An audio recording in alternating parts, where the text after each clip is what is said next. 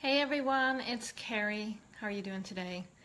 I wanted to stop by today and give a few tips about artwork and decor in your house. This is something that comes up a lot. People have a lot of questions about whether something looks right or where it should be placed. I'm not going to tell you where to hang things or what to hang because I really think it's something that I'd rather teach you to understand how to decide whether it's worth hanging or placing. The thing with artwork and decor is that less is really more, and I encourage people to look at quality over quantity.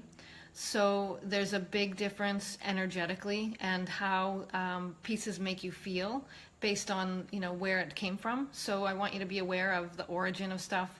For example, you may fall in love with something at the store and it's the perfect piece that you've been looking for, and that's great. But there is a big difference between something that's store-bought and mass-produced and something that is handmade with love and might have been purchased, something that was purchased because it has a story related to it. So, for example, my husband and I purchased some vases on our honeymoon. And those have a story around them, and they have a little bit of a history to them. A lot better difference than walking into some place like Home Goods and picking something up off the shelf. The thing is that decor can really quickly become something that is clutter and something that's no longer serving you. And I think people tend to accumulate a lot of it because they think, oh, this will freshen up my space. This will add new energy to the space. And that's true. It often does do that for a short while. But over time, really, all the things that you've chosen to put around you and surround yourself with will be, they start to take a little bit of your energy away. All of it demands your attention in some way, and all of it pulls a little bit of energy from you. So it's visual stimuli, it's energetic stimuli that you're dealing with on a constant basis, not to mention the physical care that it takes to find a space for something, take it down, clean it off, dust it, put it away. You have to think about all of those ways that just one little item can take your time and energy. So, think about whether or not the stuff around you is really serving you. And this is where really the less is more comes into play. Choose things that really speak to you and that really have a great story and that really uplift and make you feel good when you take a look at it. If you have a few of those things placed around, you can really fill in all the other spots with, fresh flowers or, seasonal pumpkins or, Christmas decorations, rather than having to buy something that you need, to keep and to store all the time. So I have a couple tips for you to help you think about what you're keeping and whether it's worthy of your time and energy anymore. This is something that I talk about with my clients and that I share in some of my online programs, really getting people to really pay attention to different things and check in with it continuously.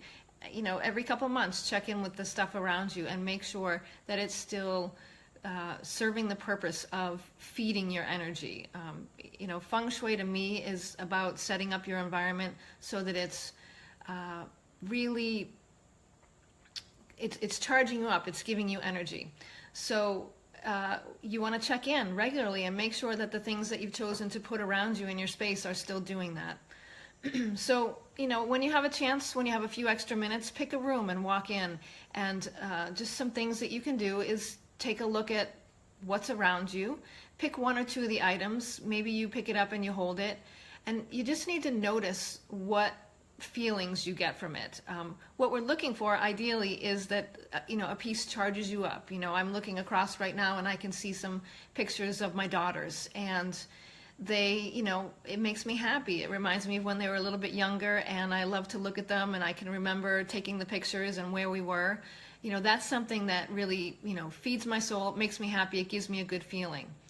you might also pick something up and there's really not a big feeling to it. There's no big memory. You got it somewhere. You might have got it at Home Goods or Target, or you picked it up sometime when you were out shopping doing a bunch of things, but there's no, it's really just a placeholder. There's no energetic connection or feel to it. And that's just, to me, that's just something that's taking up space. And it may have a purpose sometimes, that people get caught up with that, where they say, well, I could use it maybe in the fall when I put my fall decorations out. But really pay attention to those things that are just filling up space. And because they're still commanding your attention. They're still taking some energy away from you. And the things to really pay attention to when you're doing this process of checking in with your items are the items that really deplete you. So these would be things that they might make you sad. They might have a sad memory attached to them. They might maybe make you feel burdened, or you feel responsible for them. Sometimes that happens, something that was gifted to you, but you don't necessarily love it very much, but you feel like you have to keep it. Pay attention to the guilt. Sometimes you might look at something and feel guilty because you aren't caring for it or honoring it the right way. Or maybe there's a relationship that's changed that was related to the piece, and that has changed your perception of the piece.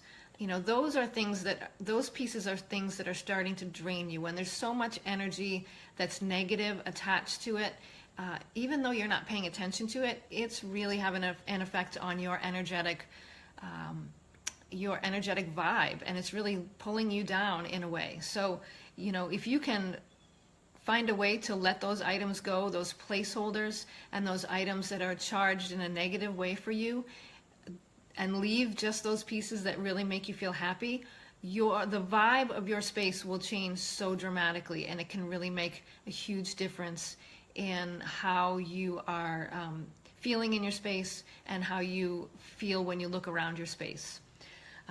I'm going to do a lot more talking about the stuff that we surround ourselves with.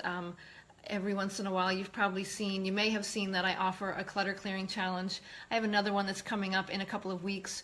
It hasn't launched yet, but if you are interested in learning more about the relationship of your stuff and how it affects you, and getting some support in letting go of some of the clutter that's around you, that could be a program that you can look at. The best way to find out about that is to get onto my newsletter or my mailing list. And so I'm going to post a link below so that you can go to my website, add your name to my mailing list, and get informed about programs like the Clutter Clearing Challenge, which is coming up, and other programs that may be coming in the future. So that's my tip for today. Take a few moments and walk through and check in again with some of the stuff in your space, and try to let go of anything that's not really upping your energy level. Thanks. Take care.